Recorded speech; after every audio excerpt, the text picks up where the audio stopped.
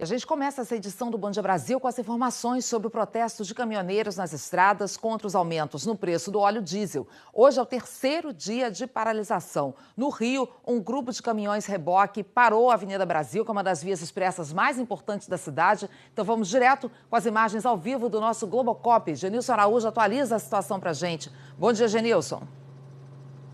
Bom dia, Ana Paula. Bom dia a todos que assistem o Bom Dia Brasil. A gente está acompanhando essa manifestação de caminhoneiros aqui na Avenida Brasil, que é uma das mais importantes vias na região metropolitana do Rio, dando acesso ao centro da cidade, Ana Paula, para quem sai da Baixada Fluminense ou então da Zona Oeste. A gente observa aí que os caminhoneiros, nesse momento, eles estão ocupando uma faixa de rolamento. Estão ocupando uma faixa de rolamento após a chegada da polícia e de operadores de tráfego da Prefeitura do Rio. Após um acordo, eles foram para essa faixa, mas um pouco mais cedo, há cerca de uma hora, quase uma hora, eles chegaram a bloquear totalmente o tráfego nessa manifestação que chega a uma das mais importantes vias aqui na região metropolitana do Rio. Interditaram o tráfego totalmente, piorando ainda mais o trânsito nessa via importantíssima na região metropolitana do Rio. Aqui no Rio de Janeiro, os caminhoneiros também protestam em outras 4 estradas. Eles ocupam o acostamento, inclusive, da rodovia Presidente Dutra, na altura de Barra Mansa, e chegaram a queimar pneus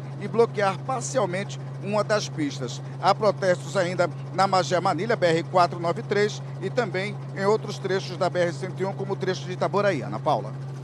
Obrigada, Genilson. E olha, alguns centros de distribuição de alimentos já começam a sentir os reflexos dessa paralisação, porque os produtos não chegam. Vamos então dar um giro agora pelo país, mostrando a repercussão desses protestos em alguns pontos. Começamos por um centro de distribuição de alimentos no Rio de Janeiro, com a Priscila Chagas. Oi, Priscila, bom dia. Oi, Ana, muito bom dia para você, bom dia para todo mundo. Eu estou aqui na Ceasa, que é uma das maiores centrais de distribuição do Rio. Só para a gente ter uma ideia da situação, numa quarta-feira, normalmente de madrugada, chegariam mais ou menos 340 caminhões. Mas hoje foram só 75, isso porque muitos deles ficaram retidos nas estradas estaduais e federais. E aí, por conta disso, né, os comerciantes dizem que o estoque já está acabando e aí os preços sobem. Só para vocês terem uma noção, ontem aqui na Ceasa, um saco de batata, que normalmente custaria R$60, chegou a R$400. E a caixa de tomate, que normalmente sai a 50, ontem estava sendo vendida a R$80. E o problema não é só na distribuição de alimentos, não. É também na questão de combustível, porque já tem posto falando que está com falta de combustível. E durante essa madrugada, a nossa equipe flagrou uma cena bem incomum. Ônibus abastecendo em postos de combustível comuns, porque o combustível nas garagens já acabou. E aí, por conta disso, existe um alerta das empresas de ônibus de que a frota pode ser reduzida. Ana. Chocada aqui com a diferença absurda de preço, né, Priscila? De 60 para R$400 o saco de batata, já como efeito dessa paralisação. Obrigada, viu? Vamos agora para o centro-oeste de Minas Gerais. Moradores de Divinópolis também já sentiram os reflexos do protesto dos caminhoneiros. O Tiago Carvalho conta pra gente que tem posto já sem gasolina por aí, né, Tiago? Bom dia.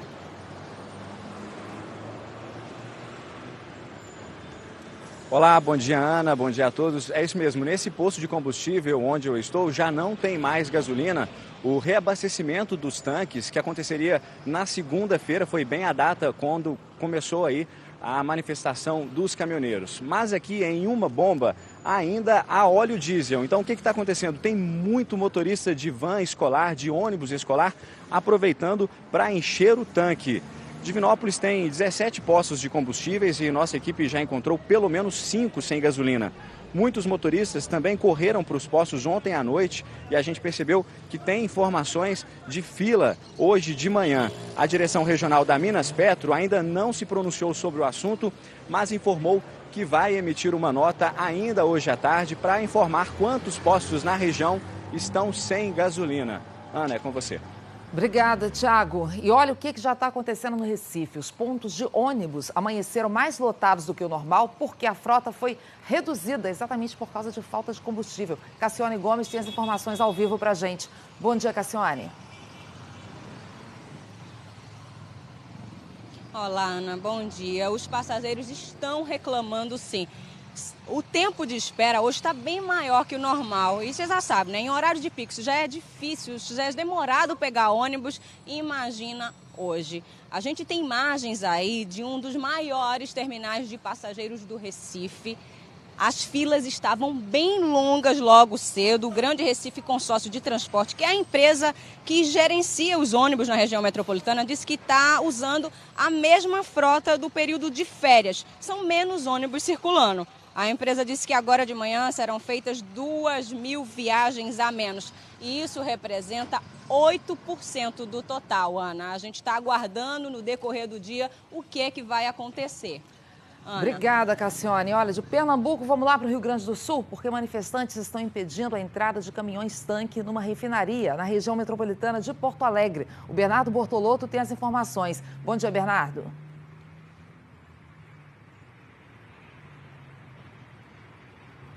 Bom dia. Os manifestantes estão espalhados pelos acessos da refinaria aqui em Canoas. Os motoristas de caminhão-tanque que chegam aqui são orientados a dar meia volta. E é isso que eles estão fazendo. Por isso não há fila. A refinaria produz combustíveis que abastecem postos do Rio Grande do Sul, Santa Catarina e Paraná, além de 4 países da América Latina. Aqui no estado já começa a faltar gasolina em alguns postos da região sul.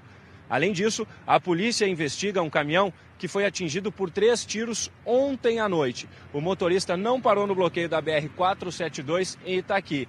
Ele chegou a ser perseguido por alguns quilômetros, mas conseguiu escapar e não foi ferido. Ana. Menos mal, né? Começa a ficar tensa também muito a situação em vários pontos. Bernardo, obrigada. E tem protesto também na rodovia Regis Bittencourt. Então vamos lá para São Paulo saber do Rodrigo Bocardi. Como é que tá por aí, Rodrigo? Já tem muito engarrafamento? Bom dia. Oi, Ana. Bom dia para você, bom dia a todos. Ligação importante do sul do país com São Paulo.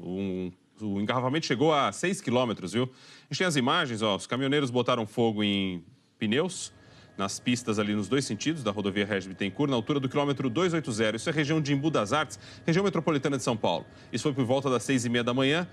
Como o local do protesto é pouco antes do Rodoanel, os motoristas ficaram ali sem alternativa para pegar outras estradas. E aí o que aconteceu, ó, funcionários da concessionária que administram a via apagaram as chamas. No sentido São Paulo, somente uma faixa da via foi liberada. E aí, congestionamento gigantesco. A gente retoma a imagem mostrando aí, ó, quantos carros parados, e aí só com uma faixa liberada vai demorar, nesse horário da manhã, para que o trânsito volte ao normal por ali, na Regis Bittencourt. Ana.